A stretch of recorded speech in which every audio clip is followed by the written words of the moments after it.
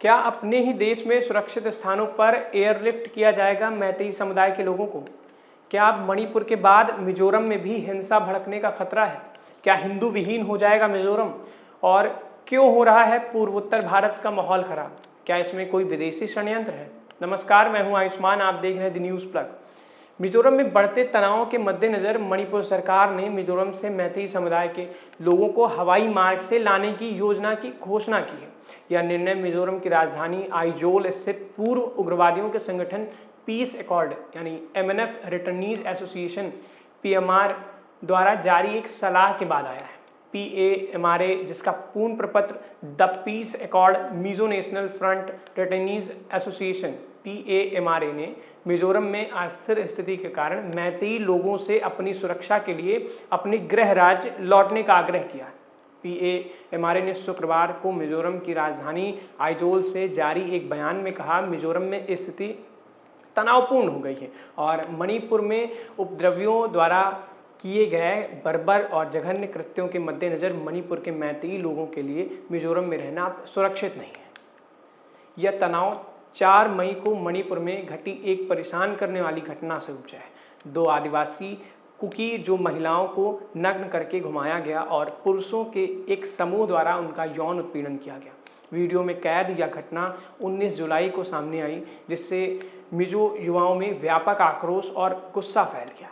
इस घटना ने मैतेई समुदाय और नागा और कुकी सहित अन्य आदिवासी समुदायों जो ज़्यादातर क्षेत्र के पहाड़ी जिलों में रहते हैं उनके बीच पहले से ही तनावपूर्ण संबंधों को और तनावपूर्ण बना दिया। बढ़ती चिंताओं के जवाब में मणिपुर सरकार ने मैतेई लोगों को निकालने के लिए आइजोल इम्फाल और आइजोल सिलचर के बीच चलने वाली विशेष ATR उड़ानों का उपयोग करने की योजना बनाई है। हालांकि NI की रिपोर्ट के अनुसार निकासी प्रक्रिया की सटीक शुरुआत की तारीख पुष्टि अभी तक नहीं की गई है।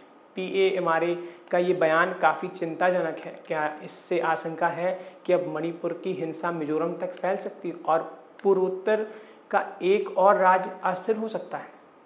तो आदिवासी कुकी जो महिलाओं पर बेरहमी से हमला करने के हालिया वायरल वीडियो के खिलाफ सार्वजनिक आक्रोश के कारण तनाव के संभावित विकास की आशंका में आइजोल में रहने वाले मैतेई की सुरक्षा को खतरे में डाल सकता है, जिसे रोकने के लिए सुरक्षा व्यवस्था को बढ़ा दिया गया है।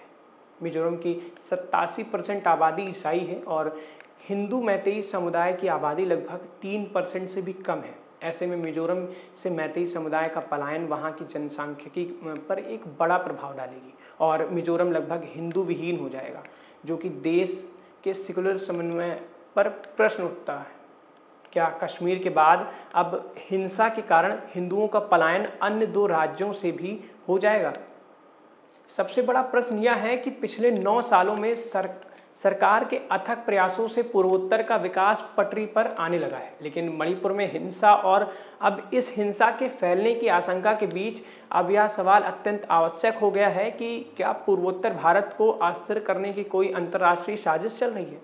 चीन अरुणाचल प्रदेश को अपना हिस्सा बताता है और हाल ही में अरुणाचल व पूर्वोत्तर के अन्य सीमावर्ती राज्यों में इंफ्रास्ट्रक्चर इंप्रूव करने की सरकार की कई योजनाएं अरुणाचल और पूर्वोत्तर की सुरक्षा और विकास को सुदृढ़ और वहां के लोगों के जीवन को सुलभ बनाने में सफल हो रही है। पूर्वोत्तर में विदेशी इन्वेस्टमेंट को भी काफ़ी बढ़ावा मिला। जापान भारत के पूर्वोत्तर में एक सक्रिय निवेशक रहा है और इसकी अधिकांश गतिविधियां कृषि अर्थव्यवस्था, पर्यटन और शहरी विकास परियोजनाओं पर केंद्रित है।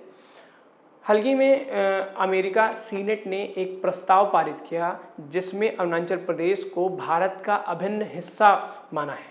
यह सभी बातें चीन के हित में नहीं है और यही बात है इस आशंका को जन्म देती है कि क्या पूर्वोत्तर में हो रही उथल पुथल चीन की साजिश है, जिससे कि वो भारत की योजनाओं को स्थगित कर सके। अपने विचार हमें कमेंट सेक्शन में बताएं।